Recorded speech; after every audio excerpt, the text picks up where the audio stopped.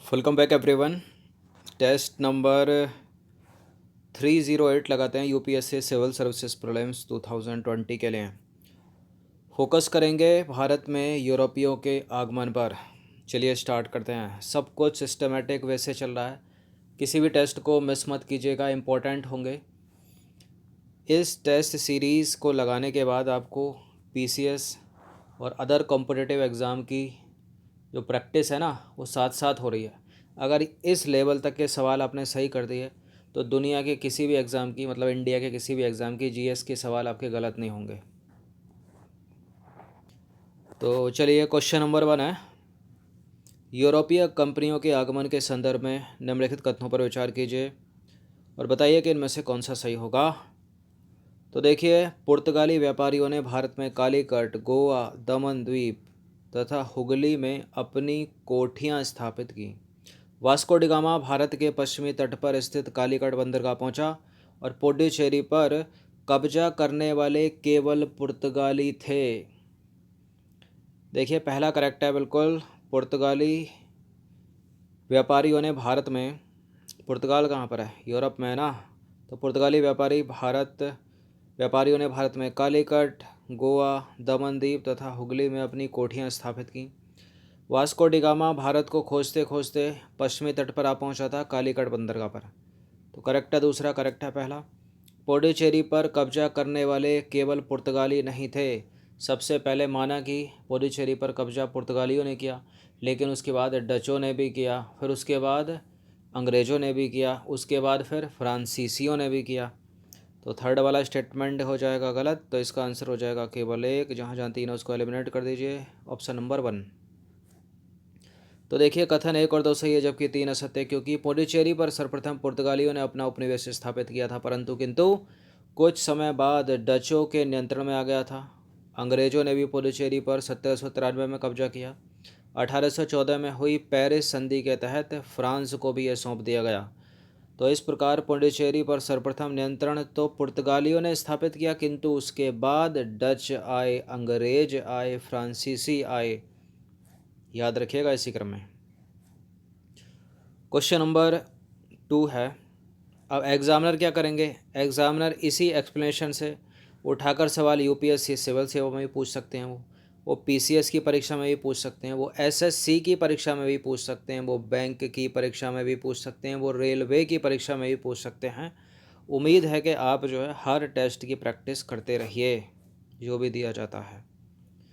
Question number 2 है, निम्नलिखित में से कौन सा जो है वो सही सुमेलित है। 4 दे रखे हैं यहाँ पर, कौन सा सही है इसमें।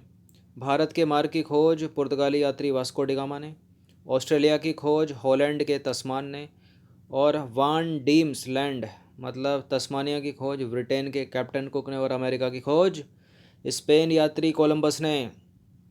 तो ये तो छोटी क्लास से हमको बताया जाता है कि भारत की जो खोज की वो वास्को डी गामा ने की। वास्को डी गामा क्या पुर्तगाली यात्री था। अमेरिका की खोज सबको पता है कोलंबस ने की। क्या कोलंबस स्पेन यात्री था। ऑस्ट्रेलिया की खोज की है ब्रिटेन के कैप्टन कुक ने, और तस्मानिया इसको बोलते हैं वान डीम्स लैंड की खोज की है हॉलैंड के तस्मान ने। तो इससे कर लीजिए ना, तस्मानिया। तो 2 और 3 यहाँ पर है इनकरेक्ट, और पहला और चौथा है यहाँ पर करेक्ट। तो इसका आंसर क्या हो जाएगा, ऑप्शन नंबर सी। तो देखिए, पुर्तगाली यात्री वास्को डी गामा ने भारत के मार्ग की खोज की, ब्रिटेन के कैप्टन कुक ने ऑस्ट्रेलिया की खोज की, हॉलैंड के तस्मान ने वान डीम्स लैंड मतलब तस्मानिया की खोज की, तथा न्यूजीलैंड की खोज की है। हॉलैंड के तस्मान ने 2 खोजें की हैं, एक तो तस्मानिया की और न्यूजीलैंड की, और स्पेन यात्री कोलंबस ने अमेरिका की खोज की, याद रखिएगा। पुर्तगालियों ने भारत में प्रथम दुर्ग का निर्माण किस स्थान पर किया था, बताइए। कोची, पुदुचेरी, गोवा या तमिलनाडु। पुर्तगालियों ने भारत में पहला दुर्ग कहाँ बनाया, तमिलनाडु में नहीं बनाया है। अब बताइए किस में बनाया है। चलिए, गोवा में भी नहीं बनाया है, पुदुचेरी में भी नहीं बनाया है, कहाँ बनाया है फिर ये, कोचीन में। तो पुर्तगालियों के भारत में प्रथम दुर्ग का निर्माण अल्फांसो द अल्बुकर्क द्वारा 1503 में कोचीन में कराया गया, और अज्जी द्वीप एवं कन्नौर में पुर्तगाली दुर्गों का निर्माण फ्रांसिस्को द अल्मीडा द्वारा 1505 में कराया गया। क्वेश्चन नंबर 4 है, अंग्रेजों ने सुनहरा फरमान किस राज्य के शासक से प्राप्त किया, जिसके तहत वो कौन अंग्रेज 500 पैगोडा वार्षिक कर के बदले गोलकुंडा के सभी बंदरगाहों से स्वतंत्रता पूर्वक व्यापार कर सकते थे। तो किससे प्राप्त किया था अंग्रेजों ने सुनहरा फरमान? ये किया था गोलकुंडा के सुल्तान से। किससे? गोलकुंडा के सुल्तान से। तो देखिए 1632 में अंग्रेज़ों को गोलकुंडा के सुल्तान से सुनहरा फरमान मिला।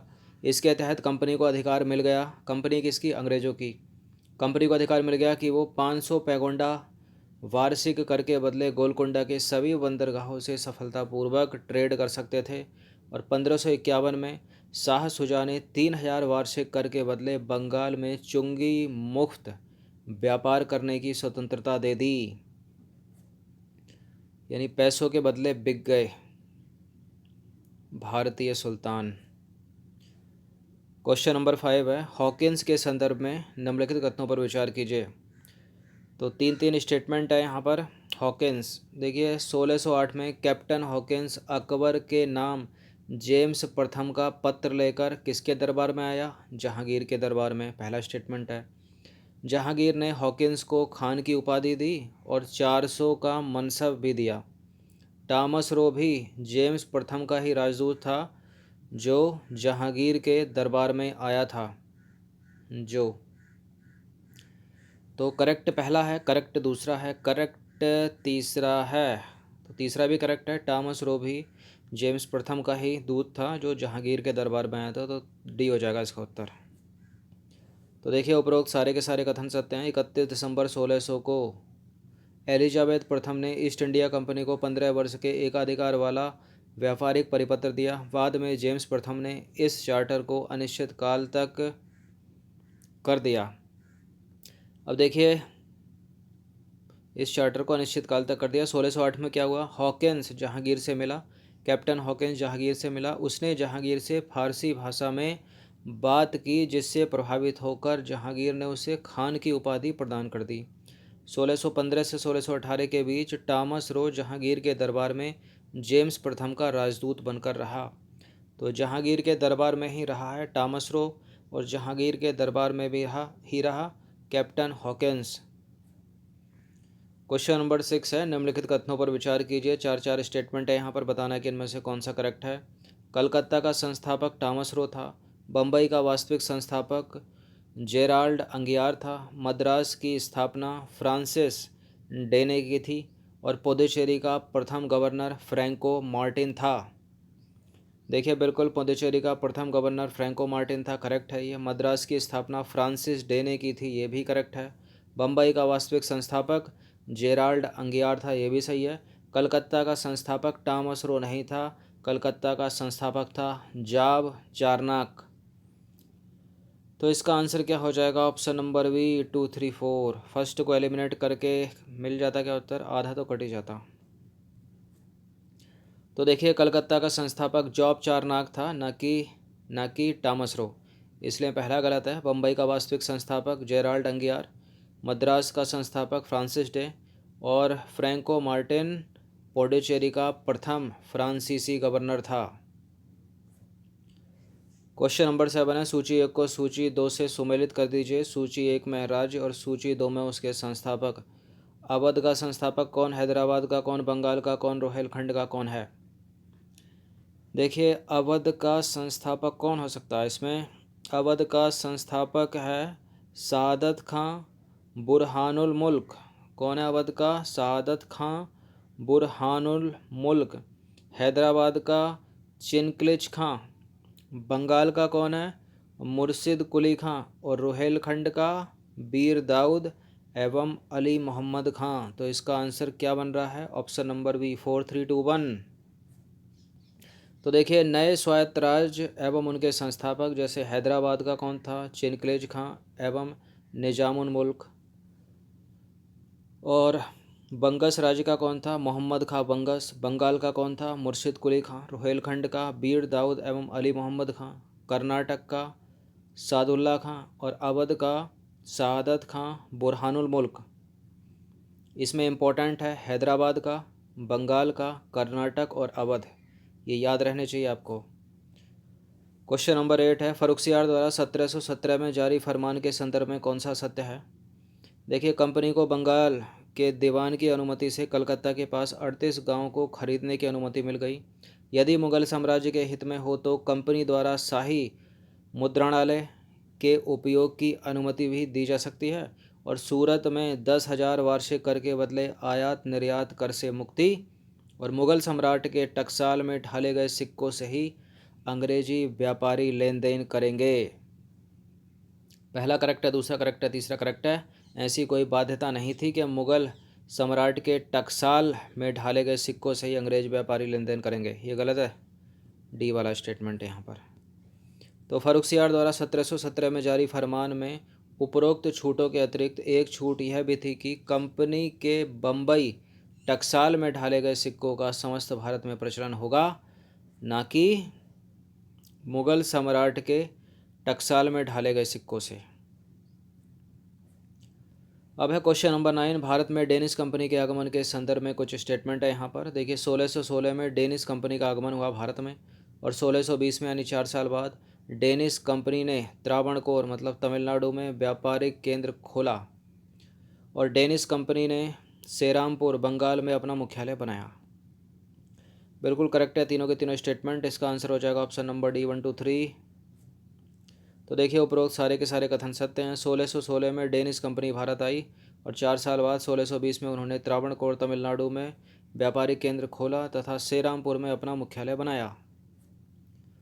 क्वेश्चन नंबर 10 है, फ्रांसीसी ईस्ट इंडिया कंपनी के विषय में निम्न कथनों पर विचार कीजिए।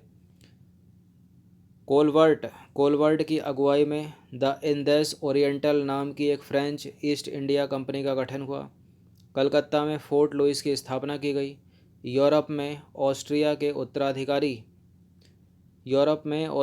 उत्तराधिकार युद्ध मतलब सप्तवर्षीय युद्ध के कारण भारत में फ्रांसीसी अंग्रेज युद्ध की शुरुआत हुई, और भारत में फ्रांसीसी अंग्रेज युद्ध मतलब कर्नाटक युद्ध में अंग्रेज़ों की हार हुई। देखिए, कर्नाटक युद्ध जो हुआ था वह अंग्रेज़ों और फ्रांसीसियों के बीच हुआ था, मतलब पुर्तगाली और अंग्रेज़ों के बीच हुआ था। इसमें अंग्रेज़ हारे नहीं थे, अंग्रेज़ विजयी हुए थे। तो 4 को एलिमिनेट कर दीजिए, जो 4 है वो सही नहीं हो सकता। यूरोप में ऑस्ट्रिया के उत्तराधिकार युद्ध मतलब सप्तवर्षीय युद्ध के कारण भारत में अंग्रेज और फ्रांसीसी लड़ गए, ये करेक्ट है तीसरा वाला। और कोलवर्ट की अगुवाई में द इंदेस ओरिएंटल नाम की फ्रेंच ईस्ट इंडिया कंपनी का गठन हुआ, ये भी करेक्ट है। कलकत्ता में फोर्ट लुइस की स्थापना की गई, गलत है ये वाला। कलकत्ता में नहीं की गई थी फोर्ट लुइस की स्थापना, 1 और 3 सही है यहाँ पर केवल। तो इसका आंसर हो जाएगा option number B. Fort Louis की जो स्थापना की गई थी वो पौंडीचेरी में की गई थी। तो कथन 2 और 4 यहाँ पर असत्य है, और सही हमको बताना है, तो सही है ऑप्शन नंबर बी, केवल 1 और 3। ये गलत, ये सही, ये दूसरा वाला गलत, पहला सही। तो देखिए, पौंडीचेरी में फोर्ट लुइस की स्थापना की गई थी, ना कि कलकत्ता में। वो फोर्ट विलियम कॉलेज है कलकत्ता का, ये फोर्ट लुइस है। भारत में हुए अंग्रेज फ्रांसीसी युद्ध को कर्नाटक युद्ध के नाम से जाना जाता है। इस युद्ध में पराजय के पश्चात फ्रांसीसियों का अधिकार सिर्फ पौंडीचेरी तक सीमित रह गया था। तो कौन हारा इसमें? फ्रांसीसी हारे और जीते अंग्रेज। तो ये 10 प्रश्न थे यूरोपियों का भारत में आगमन। अच्छे से इनका रिवीजन कर लेना सिस्टमेटिक वे में। धन्यवाद।